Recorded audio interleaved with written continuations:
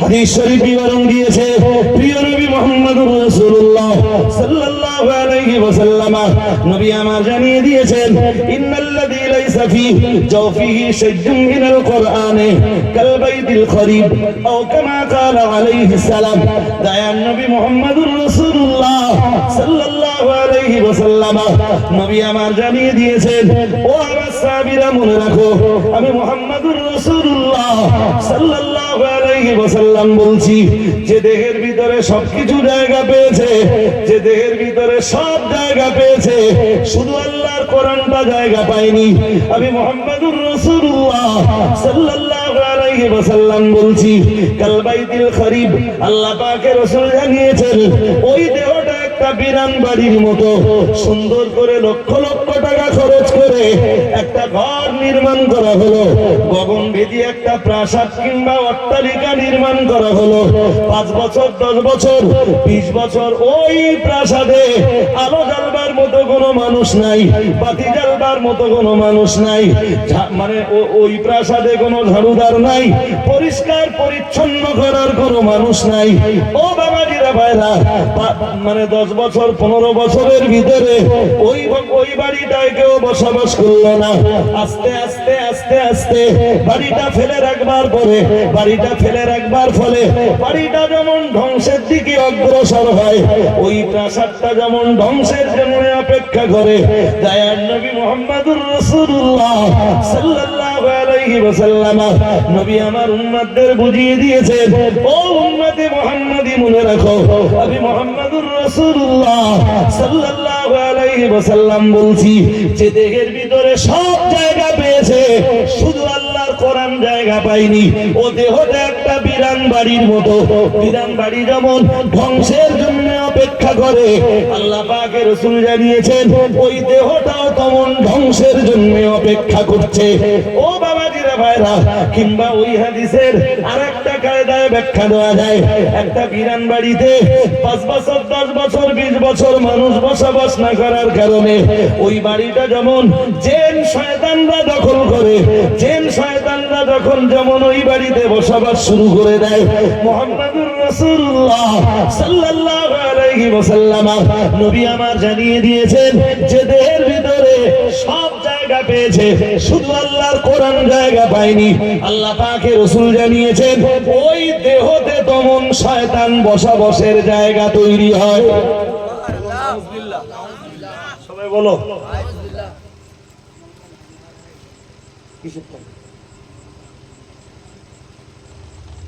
আমার কোন এক ভাই নাম আনোয়ার, তিনি 51 টাকা পাঠিয়েছেন, আমি জানি না তার উদ্দেশ্য কি। যাও, উদ্দেশ্যটা জানতে পারলে ভালো হতো। জি, আমার কথা বুঝতে কি অসুবিধা হচ্ছে আপনাদের? হ্যাঁ, যে দেহের ভিতরে সব আছে, শুধু কি নেই, কি নেই, ওই দেহটা রাসূল শয়তানের বাসার সাথে তুলনা দিলেন। কিসের বাসা? জোর করে বলেন। এবারে এর বাস্তব ব্যাখ্যাটা নেন।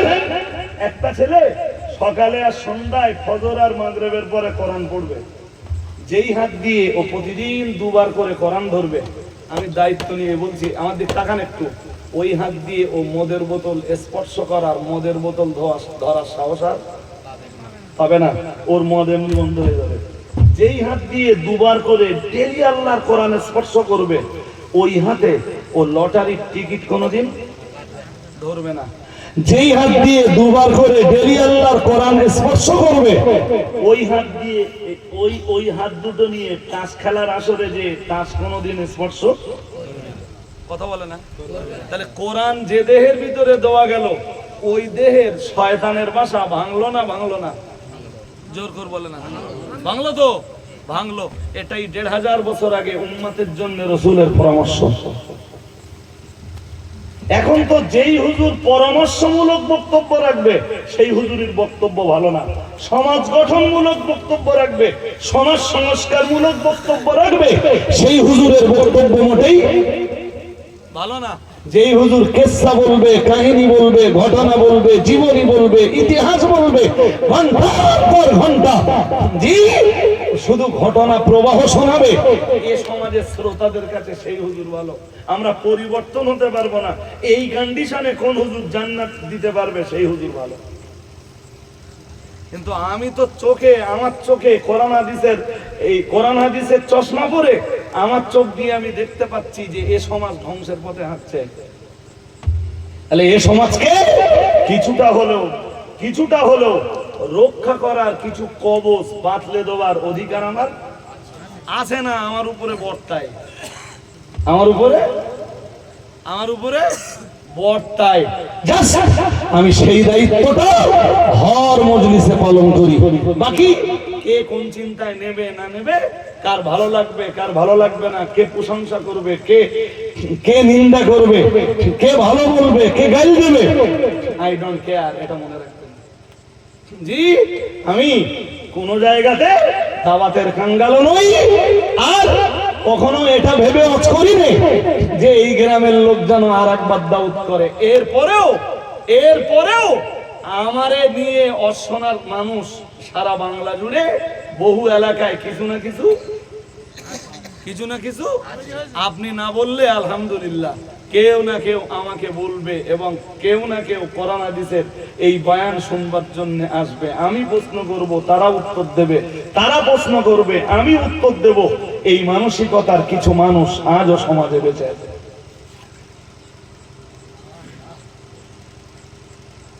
আমি কি বলছি কিছু বুঝতেছেন নাকি? হ্যাঁ, আমি লিগাল আমার মতো বকে যাব 2 ঘন্টা। আপনি কিছু বুঝলেন না, আপনি বুঝলেন ঢেকির পাড়, আপনি বুঝলেন ঘোড়ার ডিম। ওই ক্লাসের ছাত্রও ছিলাম না, ওই ক্লাসের শিক্ষকও। আমি প্রত্যেকটা মজলিসকে মনে করি যে এটা ক্লাসরুম। যারা বসেছে তারা আমার ছাত্র, কোরআন হাদিস শিখবার জন্য এসেছে, আর আমি 2 ঘন্টার জন্য হলো তাদের শিক্ষক। আমার কথা বুঝতেছেন? ঠিক শিক্ষক ক্লাসে ছাত্রদেরকে যেভাবে পড়ায়, খানিকটা পড়িয়ে আবার একটু প্রশ্ন করে, দেখে যে আমার ছাত্ররা আমার কথা কতটা বুঝলো, উপলব্ধি করতে পারলো। জি, আবার একটু পড়ালো, শেষের দিকে যে আবার 5 মিনিট ইন্টারভিউ নিলে, তোমরা আমার কথা কতটা বুঝেছো বাবা? জি, আমার 2 ঘন্টার ওয়াজ কি 1.5 ঘন্টার ওয়াজ কি 1 ঘন্টার ওয়াজ, টোটালটা একটা ক্লাসে ছাত্রদের পড়ানোর মতো। আমার কথা কি বুঝতেছেন নাকি? জি। আর যদি মনে হয় আপনাদের, যদি মনে হয় যে হুজুর এসছে, হুজুরের মতো বলে যাবে, আমরা অত জানি শুনি নেই, এরকমটা হয়েছে ভাই। এর আগে 2-1 জায়গায় বলেছে হুজুর আমরা জানলে কি আর আপনারা এনেছি। হ্যাঁ, কথা ঠিক, আপনারা জানেন না, 100% হয়তো ঠিক, আপনাদের কথা উড়িয়ে দিচ্ছি না। কিন্তু মনে রাখবেন, প্রশ্ন উত্তর পর্বের ভিতর দিয়ে এই শ্রোতাদের কাছে অজ করলে সেই অজ শ্রোতাদের ব্রেনে বহুদিন থেকে যায়। কথা বুঝতেছেন নাকি? এই সিস্টেম আল্লাহর দেওয়া, এই সিস্টেম রাসূল পাকের রেখে যাওয়া সিস্টেম। সুবহানাল্লাহ। আর একটু মন খুলে বলুন জি। সুতরাং কেউ যদি আপনারা এই সিস্টেমে আপত্তি করেন, আপনি আপত্তি করলেও আমি আমার জায়গা থেকে সরব না। XYZ যেই হতে পারেন, আমি বাবাজির কথা বলছি না, বলো হন আপনারা কেউ যদি আপত্তি করেন, তবু আমি আমার রাসূলের সুন্নতি তরিকা থেকে মানে দূরে সরে যাব না। কিছু মজলিসে কি হয় জানেন? খুব করবেন না, বলে হুজুর এই 2-1টা কথা 2-3 বার করে বলতেছেন। তাহলে ও ভাই, তুমি জানোই না আল্লাহর রাসূল যখন কোন কথা বলতেন, হাদিসে এসেছে আদাহা সালাসান, রাসূল একই কথা 3 বার পর্যন্ত বলতেন। সুবহানাল্লাহ। আমি তো বলেছি 2 বার, এখনো 1 বার কি আছে? 1 বার কি আছে? তুমি ভালো শ্রোতা, তোমার ব্রেন ভালো বলে তুমি একবারে বুঝেছো। আমার মজলিসে এমন শ্রোতা আছে হয়তো 3 বার বললে তারপর সে বুঝবে। এই জন্য রাসূলুল্লাহ কোন কথা বললে, গুরুত্বপূর্ণ কোন কথা বললে, রাসূলুল্লাহ সেই কথাটা 3 বার বলতেন, 3 বার। এখন যদি আমি কোনো কথা দুবার বলার কারণে, ঘুমাচ্ছেন আপনারা নাকি? দুবার বলার কারণে আপনারা যদি কমেন্ট করেন বা কোনো মজলিসের শ্রোতায় যদি কমেন্ট করে, আমি তো আমার জায়গা ছেড়ে কখনো চলে আসব না। ও ভাই, আমি কখনো স্লো মোশনে কথা বলি আর কখনো একটু উচ্চ রবে কথা বলি। তা কেউ বলে হুজুর কখনো আস্তে বলেন, কখনো জোরে বলেন, এই নিয়মটা একটু বদলানো যায় না? তা আমি তাদের উত্তরে বলি, তাহলে এটাও আমার রসুলের রেখে যাওয়া সিস্টেম। রসুল্লাহ কথা যখন বলতেন, যখন করতেন, কখনো স্লো মোশনে বলতেন, ধীর গতিতে। জি, আবার কখনো রাসূলুল্লাহ হাদিসে এসেছে কান্নাহু মুনদিরু জাইশিন, রাসূলকে দেখলে মনে হতো বক্তব্য দিতে দিতে রাসূল এত চরমে উঠে যেতেন, দেখলে মনে হতো রাসূলুল্লাহ যুদ্ধের ময়দানের সেনাপতি। সুবহানাল্লাহ। আরেকটু মন খুলে বলুন। সুতরাং যখন স্লো মোশনে ওয়াজ করি তখন শ্রোতায় ভাবে সময় নষ্ট হচ্ছে, আসলে তা না। রাসূলুল্লাহ কখনো খুব ঠান্ডা মাথায় কথা বলতেন, আবার কখনো কখনো রাসূলুল্লাহ ভীষণ গরম হয়ে যেতেন। আমার কথা কি বোঝাতে পারছি আমি? সুতরাং আপনি যদি বলেন যে হুজুর সব সময় ঠান্ডা হয়ে কথা বলেন, আমি আমার জায়গা থেকে সরে আসবো না। আর আপনি যদি বলেন যে মাঝে মাঝে গরম হন কেন হুজুর, ওই কথাগুলো ঠান্ডা মাথায় বললে হয় না, তবু আমি আমার জায়গা থেকে সরে আসবো না। আমি অবশ্যই জি এই দেবীসাবাদের লোকে সেকেন্ড টাইম আমাকে দাওয়াত করুক আর নাই বা করুক, আমার রাসূলের তরিকার জায়গা থেকে আমি কখনো সরতে পারি না, পারবো না। জি, কোন সময় আমি খুব করে বলি, খুব যখন এই বোধহয় 2-3 দিন আগে এক জায়গায় খুব করে বলেছিলাম, আলম ভাই ডাক্তারের চাইতে রুগীর বেশি বুঝতে হবে।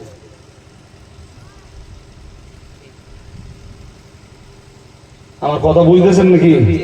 ডাক্তারের চাইতে রুগীর বেশি বুঝলে আপনি রোগের বর্ণনা দেবেন, আমি আমার কাছে প্রেসক্রিপশন করে দেব। জি, আল্লাহর নাম করে ওষুধ খান, আল্লাহ রাজি থাকলে রোগ ভালো হতেও, আল্লাহ রাজি হলে রোগ ভালো হয়ে যাবে ইনশাআল্লাহ। জি, বাকি রহমত কার? এই মজলিসে এসে বসেছেন আপনারা গুচ্ছ রোগ নিয়ে। কারোর রয়েছে গান শোনা রোগ, কারোর রয়েছে সুদ খাওয়া রোগ, কারোর রয়েছে জেনা করা রোগ, কোন যুবকের হয়তো রয়েছে লোকের মেয়ে সঙ্গে নিয়ে জি পার্কে যাওয়া রোগ, বাইকে বসিয়ে ঘোরা রোগ।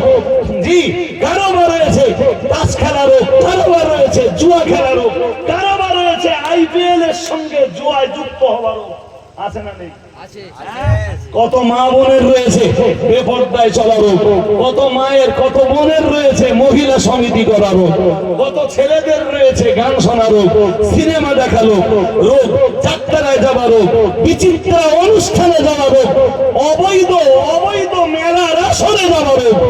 জি, কোরআন দিয়ে আর হাদিস দিয়ে আমি সে রোগের বিরুদ্ধে প্রেসক্রিপশন করব। আমার কথা বুঝতে অসুবিধা হচ্ছে?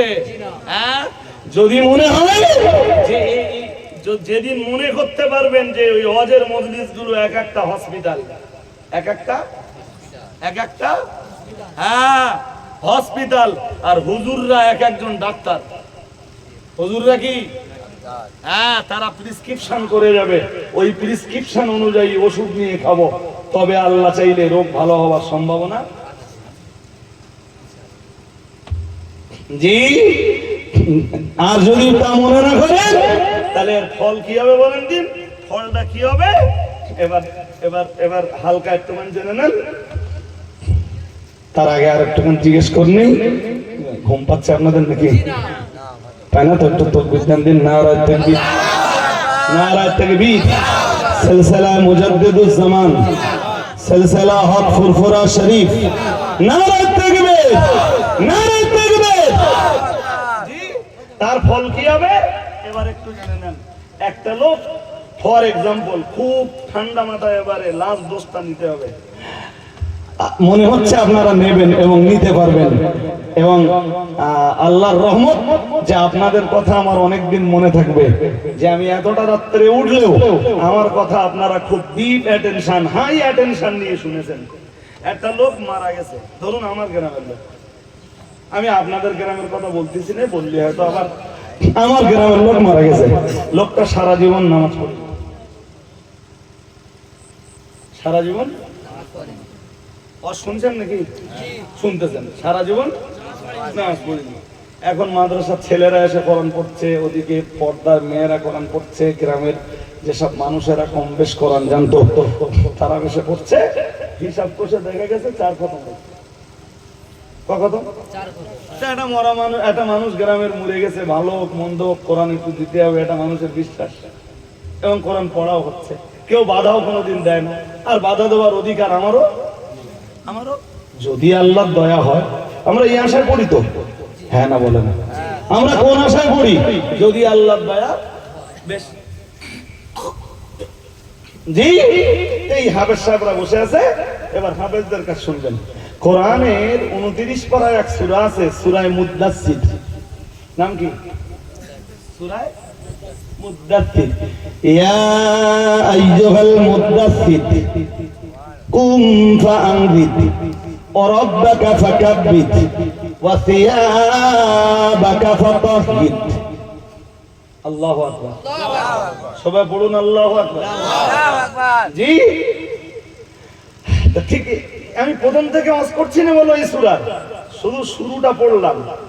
ওই সূরাতে ঠিক 40, 41, 42, 43, 44, 45, 46, 47, এই যে 40-এর পর থেকে যে আয়াতগুলো আছে আমি ওখান থেকে পড়ছি।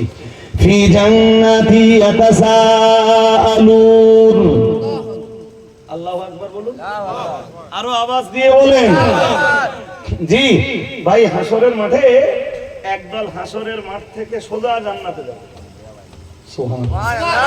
সোজা কোথায়? কোথা থেকে? হাসরের মাঠ থেকে। আর একদল হাসরের মাঠ থেকে জান্নাত পাবে না, ওরা, ওদের জন্য জাহান্নামের ফয়সালা হবে, ওরা জাহান্নামে যাবে, জাহান্নাম খেতে জান্নাতে আসবে। একদল জান্নাতে যে বসে আছে না, হ্যাঁ না বলেন? এই আয়াত বুঝতে হলে এই কথাগুলো বুঝতে হবে আগে আপনাদের। আর এরা পরে আসতেছে না, কোথাতে আসতেছে? বুঝতেছেন তো? জাহান্নাম থেকে আসতেছে। তা এরা যেই জান্নাতের দরজায় আসবে, আগে যারা জান্নাতে প্রবেশ করে আছে ওরা এদেরকে জিজ্ঞেস করবে, বলবে ফি জান্নাতি ইয়াতাসাআলুন আনিল মুজরিমিন। ফার্স্ট ক্লাস জান্নাতীরা পরবর্তী জাহান্নাম খেটে জান্নাতে আসা মানুষগুলোকে জিজ্ঞেস করবে, আনিল মুজরিমিন, পাপিষ্ঠদেরকে, মা সালাকাকুম ফি সাকার, তোরা একদিন জাহান্নামে ছিলি কেন রে? কি পাপ করেছিলি তোরা জাহান্নামে গেছিলি? হাজিরিন মজলিস মনে রাখুন, জাহান্নামীরা তখন জাহান্নাম থেকে যারা আল্লাহর দয়ায় আপাতত জান্নাতের দিকে এসে, ও বাবাজিরা ভাইরা, ওরা জান্নাতের দরজায় দাঁড়িয়ে জবাব দেবে। 1 নম্বরে জবাব দেবে লাম নাকু মিনাল মুসাল্লিন। 1 নম্বরে জবাব দেবে আমরা নামাজি ছিলাম না। কি জবাব দেবে? জোর করে বলেন। এবার বলুন, এই পর্যন্ত শোনার পরে আমার গ্রামের কোন বেনামাজি মারা গেছে, কোরআন ওকে জান্নাতি বলছে না জাহান্নামী? এবার আবার তো বলবেন যে আল্লাহ জানে। আরে বাবা, একজন বেনামাজি মারা গেছে আমার গ্রামে, কোরআন ওকে জান্নাতি বলছে না জাহান্নামী বলছে? জাহান্নামী বলছে তো, হ্যাঁ না বলে না? জাহান্নামী বলছে তো, হ্যাঁ। জি, এই মানুষটা মারা যাবার পরে এবারে ধরুন কয় খতম কোরআন হয়েছিল? 4 খতম। এক্সিলেন্ট। এই 4 খতম কোরআন যা পড়া হয়েছে, এই হাফেজ বলি, আলেম বলি, মাদ্রাসার ছেলেরা বলি, গ্রামের ছেলেরা বলি, গ্রামের মেয়েরা বলি, এই সূরা মুদ্দাসসিরের বেনামাজি মরে গেলে জাহান্নাম, এই আয়াত পড়তেছ তো? হ্যাঁ না কিছু বলেন। যে কোরআন দিয়ে ওর নামে সবরেসানি হবে আজকে, ও সেই কোরআনে আছে, ও জাহান্নামে যাবে। এখন এর সবরেসানি কি দিয়ে করবে?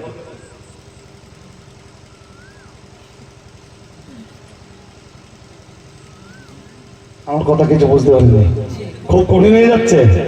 হ্যাঁ, যে কোরআন দিয়ে সবরেসানির জন্য 4 খতম পড়া যেখানে আছে ওই জায়গা কোথায়? জোর করে বলো।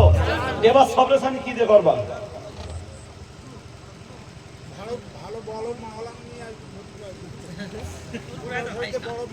পয়সা থাকলে নিয়ে এসো, দোয়া করলাম। মেবি হতে পারে, হবে না একবারও বলছি না। এই কিরকম হবে সেটাও বলে দেই বাজি, হবে, হতে পারে। এই ক্যান্সার রোগের যেমন এখনো কোনো অ্যানসার নেই, অ্যানসার নেই। যেটা আছে কেমোথেরাপি, বারবার কেমো দাও, যদি ভালো হয় তো ক্যান্সার রোগীর কেমো দেওয়ার মতো বেনামাজি মরে গেছে, এখন কোরআন পড়ো, যদি আল্লাহর দয়া হতেও পারে, হতেও পারে। তবে কোরআন বলো বলে দেশে কোথায় যায়? সূরা মারিয়ামের ভিতরে 59 নম্বর আয়াতে মহান আল্লাহ জানিয়েছেন, 16 পারা সূরা মারিয়ামে মহান আল্লাহ জানিয়েছেন, আল্লাহ পাক রব্বুল আলামিন জানিয়েছেন, ফাখলাফা মিন বাদিহিম খালফুন আদাউস সালাত। মহান আল্লাহ জানিয়েছেন, ওদের পরে পৃথিবীতে কিছু মানুষ এলো। ও বাবাজিরা ভাইরা, ওরা কারা আর ওদের পরে কারা এলো ও ব্যাখ্যা আমি দিতে চাইছি না। আল্লাহ পাক রব্বুল আলামিন বললেন, দুনিয়াতে যাদের দুইটা অপরাধ ছিল, প্রথম অপরাধ হলো আল্লাহ পাক রব্বুল আলামিন বললেন ওরা পৃথিবীতে আদাউস সালাত। মহান আল্লাহ জানিয়েছেন ওদের 1 নম্বরের অপরাধ হলো ওরা নামাজ নষ্ট করলো। বলুন নাউজুবিল্লাহ, আরো আওয়াজ দিয়ে বলেন। ওদের প্রথম অপরাধ ওরা কি করলো, কি নষ্ট করলো? নামাজ। 2 নম্বরে মহান আল্লাহ আবার বললেন ওয়াত্তাবাউস শাহাওয়াত। আল্লাহ পাক রব্বুল আলামিন বললেন ওরা কামনা বাসনার অনুসরণ করলো, মন যেটা চাইলো পৃথিবীতে ওটাই করে বেড়ালো, কোরআনের পরোয়া করলো না, হাদিসেরও পরোয়া। জোর করে বলেন। মন চাইলো লটারির টিকিট কাটলো, মন চাইলো তো গান শুনতে গেল, মন চাইলো তো সিনেমায় গেল, মন চাইলো যাত্রায় গেল, মন চাইলো থিয়েটারে গেল, মন চাইলো নারীবাজি করলো, মন চাইলো পন্নারী পর স্ত্রীর দিকে কুনজরে তাকালো। আল্লাহ পাক রব্বুল আলামিন বললেন ওদের প্রথম অপরাধ হলো ওরা নামাজ নষ্ট করলো। ওদের দ্বিতীয় অপরাধ হলো ওরা কামনা আর বাসনার অনুসরণ করলো। নাউজুবিল্লাহ বলুন, আরো আওয়াজ দিয়ে বলুন। ওদের দ্বিতীয় অপরাধ কি? ঈদের নামাজও পড়লো আর নামাজ পড়ে মন চাইলো তো মোটরসাইকেল ডালে বেরিয়ে পড়লো। এর নাম রিপুর অনুসরণ, এর নাম কামনার অনুসরণ, এর নাম চাহিদার অনুসরণ। কোরআন সুন্নাহের কোন তোয়াক্কা? বলুন বলুন। বুড়ি আঙ্গুল দেখে দিলে আল্লাহ বললেন ওদের এই দুটো অপরাধ। এই দুটো অপরাধে এবার আল্লাহ কি বলতেছেন জানা আছে? আল্লাহ বলতেছেন ফাসাওফা ইয়ালকাউনা গাইয়া। আল্লাহ বলতেছেন জাহান্নামের একটা গর্ত আছে, তার নাম গয়। তার নাম গহস্যই গয়। তার নাম জোর করে বলুন, তার নাম গয়। গয়, এই গয় নামের আগুন এত খতরনাক আর এত মারাত্মক আগুন, প্রতিদিন জাহান্নাম আল্লাহরে নিজেরে বলে আল্লাহ তুমি গয় নামের আগুন থেকে আমারে বাঁচাও। কি বলে? গয় নামের আগুন, গয় নামীয় জায়গার আগুন থেকে তুমি আমারে বাঁচাও। জাহান্নাম নিজে আল্লাহর কাছে আশ্রয় চায়, আল্লাহ গয় নামের জায়গার আগুন থেকে আমারে বাঁচাও। আল্লাহ বলতেছেন এই আগুনের ভিতরে, এই গয় নামীয় জায়গার আগুনে যারা প্রবেশ করবে, পৃথিবীতে অপরাধ তাদের দুইটা। এবার বলুন প্রথম অপরাধ, জোর করে বলুন, নামাজ না পড়া। দ্বিতীয় অপরাধ কামনা বাসনার অনুসরণ করা। কামনা বাসনার, এই একটু আগে শুনলেন তাই বলতে পারতেছেন না, আমি তো জিজ্ঞেস করলে অপরাধ বোধ হবে না আপনাদের।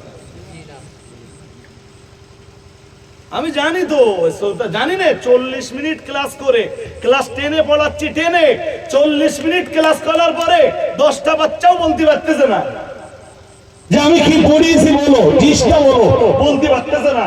তা আমার এই ওয়াজ আপনি বাড়ি যেতে যেতে তো ভুলে যাবেন, আবার আমি জিজ্ঞেস করলে কি ভাববেন, অপরাধ বোধ করবেন। আল্লাহ আপনাদেরকে বুঝবার তৌফিক দান করুন, বলুন আমিন, বলুন আমিন। বেনামাজির জায়গা আবার জিগাচ্ছি, শেষ কথা, বেনামাজির জায়গা কোথায়? এতে ডাউট আছে? আর তা যেই কোরআন দিয়ে ওই বেনামাজির সবরেসানি হবে, ওই কোরআনেই আছে বেনামাজির জায়গা জানার নাম। এখন সবরেসানি কি দিয়ে বলে? আবার বলে কোরআন দেয়,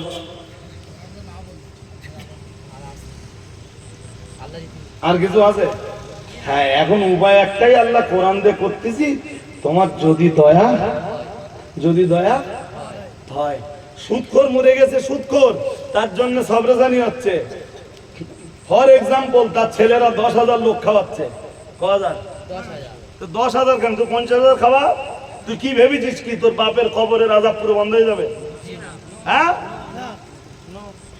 তোর বাপের কবরের আযাব যদি বন্ধ হয়ে যায়, তাহলে কোরআনের আয়াত আমি কোন পাড়ায় প্রচার করতে যাব? কোরআন কি বলেছে? আমান আদা ফাউলাইকা আসহাবুন নারি হুম ফিহা খালিদুন। এ তো কোরআনের আয়াত, সূরা বাকারা। আমার দিকে আমি শেষ কথাটা বলছি, আমার হয়ে গেছে। আল্লাহ বলেন আমান আদা, সুদ হারাম আর ব্যবসা হালাল, এই মেসেজ পৌঁছানোর পরেও যারা সুদ ছাড়তে পারলো না, সুদের মায়া ছাড়তে পারলো না, ফাউলাইকা আসহাবুন নার, আল্লাহ বললেন তাদের জায়গা জাহান্নাম। জাহান্নাম, জোর করে বলেন জাহান্নাম। এখন আমরা শুধু একটা কথা বলতে পারি, যদি আল্লাহর দয়া হয়। এই জন্য আপনাদের দুটো কাজ দিয়ে যাচ্ছি আমি, পারলে আমার কথা নিবেন, না পারলে নিবেন না। প্রথম কাজ কোরআন তেলাওয়াত। কি কাজ বলুন? কোনো কথা হবে না। আমার যদি মনে হয় যে এই লোকের কাছে কোরআন ভালো পাওয়া যাবে না, বা এই লোক আঙ্গা দলের লোক না, আমার কাছে কোরআন শিখতে হবে না। যে লোকটা আপনার দলের লোক মনে হয়, ওই লোকটার কাছে কোরআন শিখতে হবে, কিন্তু আপনাকে কোরআন শিখতে হবে। আমারও দেখে যদি মনে হয় যে আমি তো ফুরফুরা আর এই লোকটা তো, আমার কাছে কোরআন শিখতে হবে না। যেই মানুষটা আপনার ফুরফুরা সিলসিলার লোক মনে হচ্ছে, ওই লোকটার কাছে আপনি কোরআন শিখে নেন। কিন্তু এ কমিউনিটির বদমাইশি কি, এ বলবে ও ফুরফুরা না, ওর কাছে যাওয়া যাবে না, ও তবলিগ। তুই যেখানে ফুরফুরা সিলসিলার লোক পাচ্ছিস, সেখান থেকে কোরআনটা শেখ, ও শেখবে। জি, এটা প্রথম কাজ, কোরআন শিখে নেওয়া। দ্বিতীয় কাজ হলো, আমার দিকে শেষ কথা, কোরআন দিয়ে জীবন সাজান। কোরআন দিয়ে জীবন সাজান। কোরআনের হালালগুলো পালন করুন, হারামগুলো জীবন থেকে বাদ দেন। আল্লাহ আপনাদের জান্নাত নসিব করবেন, বলুন আমিন। আরো আওয়াজ দিয়ে বলেন।